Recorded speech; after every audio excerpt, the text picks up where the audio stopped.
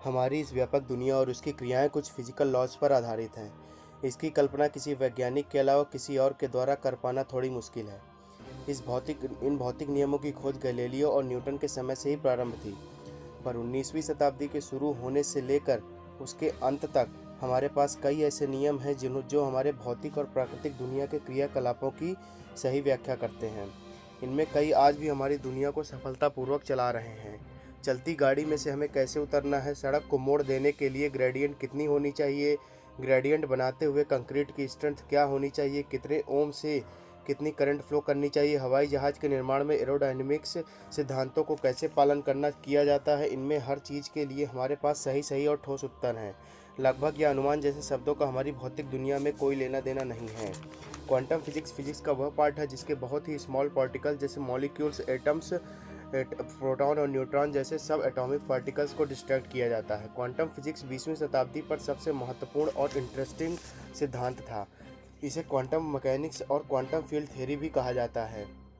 14 सितंबर 1900 को max Planck ने quantum physics की नींव डाली थी। उन्होंने ब्लैक बॉडी रेडिएशन पर रिसर्च करके ये परिकल्पना दी थी कि प्रकाश और विद्युत चुंबकीय विकिरण ऊर्जा का सतत प्रवाह न होकर ऊर्जा के छोटे छोटे पैकेट के रूप में चलता है। क्वांटम फिजिक्स के सत्यापित करने के लिए प्लांक को नोबेल प्राइज से भी सम्मानित किया गया था। इस हाइपोथेसिस ने फिजिक्स वर्ल्ड में तहलका मचा दिया था। इस हाइपोथेसिस का इस्तेमाल करके ही आइंस्टीन ने प्रकाश विद्युत प्रभाव की व्याख्या की थी। और आप जानते हैं कि क्वांटा क्या है। मैक्स प्लांक के द्वारा बनाए गए ऊर्जा के छोटे छोटे पैकेट्स को क्वांटा कहते हैं। हर क्वांटा की ऊर्जा निश्चित होती है और केवल प्रकाश की आवृत्ति पर ही निर्भर करती है। इसका फार्मूला था -E = hv, जहां h प्लांक नियतांक होता है और v आवृत्ति होती है। क्वांटम फिजिक्स हमारी डेली लाइफ में किस तरह प्रभाव डालती है। हमारे चारों ओर जो कुछ भी घटित होता है उसमें क्वांटम फिजिक्स का ही हाथ होता है। जिस टोस्टर में हम ब्रेड सेकते हैं वो क्वांटम फिजिक्स की बदौलत ही बन पाया है। यह पूरा कंप्यूटर वर्ल्ड क्वांटम फिजिक्स पर ही बेस्ड है। यानी अगर क्वांटम फिजिक्स की खोज ना होती तो साइंटिस्ट ने इसे समझा ना होता तो आज हमारे पास कंप्यूटर ना होते। मोबाइल भी क्वांटम फिजिक्स की ही देन है। ट्रांजिस्टर, माइक्रोस्कोप और लेजर भी क्वांटम फिजिक्स की ही देन है। डिजिटल कंप्यूटर फिजिक्स से ही क्वांटम फिजिक्स से ही रिलेटेड है। टेलीकम्युनिकेशन को आसान बनाने में क्वांटम फिजिक्स का ही हाथ है। आज की ज़रूरत बन चुके जीपीएस ग्लोबल पोजिशनिंग सिस्टम को क्वांटम फिजिक्स ने ही ईजाद किया था। मैग्नेटिक रेजोनेंस इमेजिंग एमआरआई भी क्वांटम फिजिक्स की ही बदौलत पॉसिबल हो पाई है। न्यूक्लियर पावर प्लांट भी क्वांटम फिजिक्स की ही देन है। इतने सारे इंपॉर्टेंट इक्वेशन के पीछे क्वांटम फिजिक्स का यह हाथ है। ये जानने के बाद आप समझ ही गए होंगे कि क्वांटम फिजिक्स हमारी डेली लाइफ में कितनी ज़रूरी है। चंद्रशेखर लिमिट को निर्धारित करने के लिए चंद्रशेखर ने किया था, सुब्रमण्यम चंद्रशेखर। लेकिन इस सफलता के बावजूद आइंस्टीन क्वांटम फिजिक्स को परिपूर्ण नहीं मानते थे। ना तो बोहर और उनकी क्वांटम फिजिक्स वाली दुनिया को स्वीकार कर पाते थे। उन्होंने कहा था कि भगवान हमारी दुनिया के निर्णय पासे फेंक कर नहीं करता है, कहीं कोई निश्चित पैटर्न है जिसे हम अभी तक समझ नहीं पाए हैं। इसलिए वह अनिश्चित लगता है। क्या आइंस्टीन की यह धारणा सही थी? यदि कोई ऐसा नियम है, ऐसा सूत्र है जिससे सारे नियम निकलते हैं, चाहे वो भौतिक दुनिया के हों या परमाणविक दुनिया के। आइंस्टीन से सहमत रहने वाले यह मानते हैं कि क्वांटम फिजिक्स की नींव अभी सुदृढ़ नहीं है कि यूनिवर्स में सब कुछ पार्टिकल्स और वेव के रूप में होता है।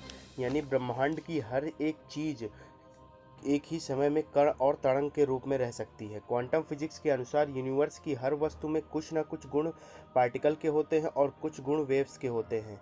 इस तरह हर वस्तु एक ही समय में कण और तरंग के रूप में दिखाई देती है। यानी क्वांटम पार्टिकल, इलेक्ट्रॉन एक ही समय में कण भी हैं और तरंग भी हैं। क्वांटम फिजिक्स का सबसे बड़ा इम्पॉर्टेंट पार्ट है अनसर्टेनिटी और प्रोबेबिलिटी। क्वांटम वर्ल्ड में बहुत छोटे पार्टिकल पाए जाते हैं, यानी एटम्स, इलेक्ट्रॉन्स और प्रोटॉन्स जैसे पार्टिकल, और इस वर्ल्ड में किसी भी घटना की संभावना 100% नहीं होती है। यहाँ कभी भी कोई भी घटना घटित हो सकती है। इसके अलावा क्वांटम पार्टिकल की सही लोकेशन जानना भी पॉसिबल नहीं होता है। यानी कब कौन सा पार्टिकल किस सिचुएशन में होगा ये श्योरिटी के साथ नहीं जाना जा सकता। यानी पार्टिकल्स की सिचुएशन और लोकेशन अनसर्टेन बनी रहती है। क्वांटम इंडेज्ड पार्टिकल ऐसा पार्टिकल होते हैं जिनकी प्रॉपर्टी आपस में उलझी हुई होती है। ऐसे में जब पार्टिकल पर कोई भी क्रिया होती है तो इसका पार्टिकल पर दूसरे पार्टिकल पर भी इफेक्ट पड़ता है।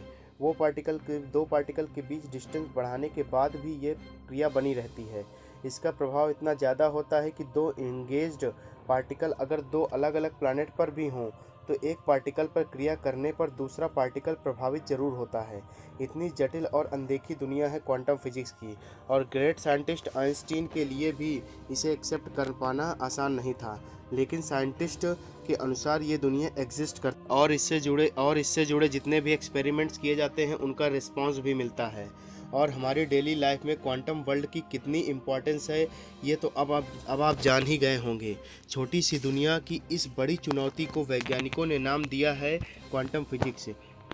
क्वांटम फिजिक्स की उद्भव और विकास की पहली कहानी है ब्लैक बॉडी रेडिएशन। किसी बंद भट्टी अवन के अंदर के थर्मल रेडिएशन से इसकी तुलना भी की जा सकती है। जब इस पैटर्न को बॉडी के टेम्परेचर के बढ़ने के साथ स्टडी किया गया तो उसमें एक विशिष्ट परमाणविक फ्रीक्वेंसी कंपन की दर और वेवलेंथ प्रति तरंग लंबाई में बड़े ऊर्जा के पैटर्न मिले। पर विविध लंबाई की तरंग में कितने विकिरण ऊर्जा बटी होनी चाहिए, इसका जवाब क्लासिकल फिजिक्स के पास भी नहीं। कई वैज्ञानिकों जैसे किरचॉफ विनर्ड ने इसे समझने की कोशिश की, पर इस प्रयास में पूरी तरह सफल नहीं हो पाए। आखिर वैज्ञानिक मैक्स प्लांक ने इसे पूरी तरह डेली लाइफ में क्वांटम फिजिक्स कितना इंपॉर्टेंट है अब आप तो समझ ही गए होंगे। जिस फ़ोन या पीसी में आप यह वीडियो देख पा रहे हैं वो भी क्वांटम फिजिक्स की ही देन है। तो दोस्तों, क्वांटम फिजिक्स क्या है और इसे हमारी लाइफ में किस प्रकार इफ़ेक्ट करता है, इनके जवाब इस वीडियो में मिल गए होंगे। और इस जानकारी को समझ पाना आपके लिए आसान भी साबित होगा और इनोवेटिव भी।